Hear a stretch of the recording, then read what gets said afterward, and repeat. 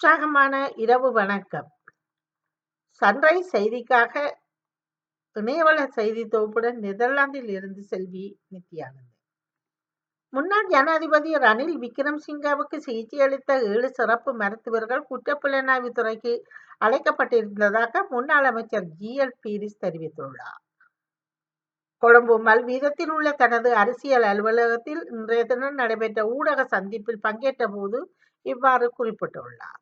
இலங்கை தற்போதைய QR குறியீடு முறையின் கீழே எரிபொருள் விநியோகம் தொடரும் என இலங்கை பெட்ரோலிய கூட்டுத்தாபனத்தின் தலைவர் DJ ராஜகருணா தெரிவித்துள்ளார்.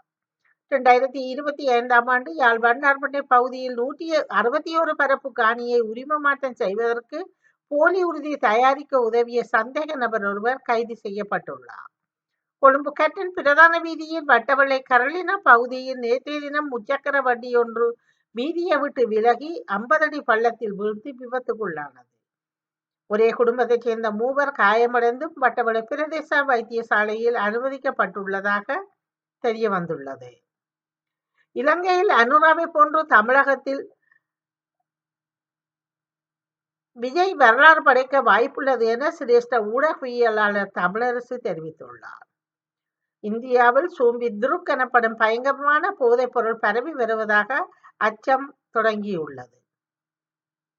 தமிழக சட்டசபை தேர்தல் பிரச்சாரம் இன்றையதுடன் நிறைவடைந்துள்ளது. 6 மணிக்கு பின்னர் தேர்தல் முடியும் வரை அரசியல் கட்சி தலைவர்கள் பிரச்சார கூட்டங்களை நடத்தக்கூடாது, தெருவில் சோவல் ஈடுபடக்கூடாது, தேர்தல் நடத்தை விதிகளை மீறி பரப்புரையில் ஈடுபட்டால் 2 ஆண்டுகள் வரை தண்டனை வழங்கப்படும் என்று எச்சரிக்கப்பட்டுள்ளது.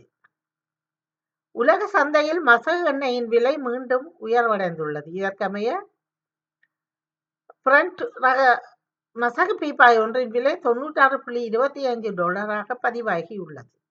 அமெரிக்க, இஸ்ரேல், ஈரான் மீதான போரை முடிவுக்கு கொண்டு வரவில் நோக்கில் அமெரிக்க பேச்சுவார்த்தையாளர்கள் பாகிஸ்தான் தலைநகர் இஸ்லாமாபாத்திற்கு பயணித்துள்ளதாக ஜனாதிபதி டொனால்ட் ட்ரம்ப் அறிவித்துள்ளார்.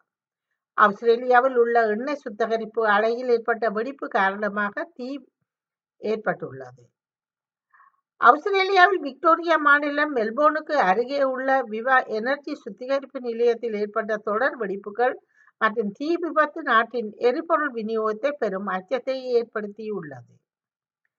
பிரான்சிலிருந்து மொரோக்கோ நாட்டுக்கு புறப்பட்ட விமானம் ஒன்று 83 பயணிகளை விமான நிலையத்திலேயே விட்டுவிட்டு புறப்பட்ட சம்பவம் ஒன்று நடைபெற்றுள்ளது. ஈரான் போரால் கனடாவில் உணவுப் பொருட்களின் விலை உயர்வடைந்துள்ளது. குறிப்பிடத்தக்க வகையில் காய்கறிகள் விலை கணிசமாக உயர்ந்திருப்பதாக தெரிய வந்துள்ளது. ஜெர்மனியில் குருத்வாரா ஒன்றில் சீக்கியர்கள் தங்களுக்குள் மோதிக்கொள்ளும் காட்சி வெளியாகி இருக்கின்றன. ஜெர்மனி மூர்சனு நகரில் அமைந்துள்ள குருத்வாரா ஒன்று இருதரப்பு சீக்கியர்களும் மோதிக்கொண்டிருப்பதாக தெரிய வந்திருக்கின்றது. எகிப்திய பிரமிட்டுகளை இன்னமும் பலருக்கு ஆச்சரியப்படுத்தும் விதமாக உள்ள நிலையில் சமீபத்தில் அந்த பிரமிட்டுகளில் கண்டுபிடிக்கப்பட்டிருப்ப ஒரு புதிய விடயம் மேலும் சுவாரஸ்யத்தை உருவாக்கி இருக்கின்றது. ஒப்பந்தம் கையெழுத்தான ஜனாதிபதி டொனால்ட் ட்ரம்ப் பாகிஸ்தானில் நடைபெறும் பேச்சுவார்த்தைகளில் நேரடியாக அல்லது காணொலி வாயிலாக கலந்து கொள்ளக்கூடும் என்று ராய்ட்டர்ஸ் செய்தி வெளியிட்டுள்ளது. பாகிஸ்தான் தரப்பை சேர்ந்த ஒரு வட்டாரத்தை மேற்கோள் காட்டி நிலைகள் முன்னேறி கொண்டிருக்கின்றன. பேச்சுவார்த்தை நாளைய தினம் நடைபெறும் பாதையில் இருப்பதாக அந்த அறிக்கை தெரிவித்துள்ளது. மீண்டும் தொடங்கப்படும் எந்த ஒரு விரோத நடவடிக்கைகளுக்கும் ஈரான் தீர்க்கமாக பதிலடி கொடுக்கும் என மூத்த தளபதி ஒருவர் தெரிவித்துள்ளார். பிரித்தானிய அரசு பாடசாலைகளில் கைத்தொலைபேசிகளை பயன்படுத்துவதற்கு சட்டப்படி தடை விதிக்கும் புதிய விதிகளை அறிவித்துள்ளது. பாடசாலைகள் வழிகாட்டுதலாக மட்டுமே இருந்த தொலைபேசி கட்டுப்பாடுகள் இனி சட்டமாக அமுல்படுத்தப்படுகின்றன. தொடர்வது விளையாட்டு செய்திகள். தொடக்க ஆட்டக்காரராக அதிக முறை டக் அவுட் ஆன வீரர் என்ற மோசமான சாதனையை அஜிங்கியா ரஹானே படைத்துள்ளார். ஒரே சீசனில் 50 கிளப் கோல்கள் அடித்த ஜாம்பவான்கள் பட்டியலில் இங்கிலாந்தில் கரீம் கேன் இணைந்துள்ளார். திலக் வர்மாவின் அதிரடி சதத்தால் மும்பை இந்தியன் அணி குஜராத் டைட்டன்ஸை வீழ்த்தியுள்ளது. ஆசிய குத்துச்சண்டை போட்டியில் இந்திய வீராங்கனைகள் மீனாட்சி, பிரீத்தி, பிரியா, அருந்ததி ஆகியோர் தங்கப் பதக்கத்தை பெற்றிருப்பதாக தெரிய வந்துள்ளது.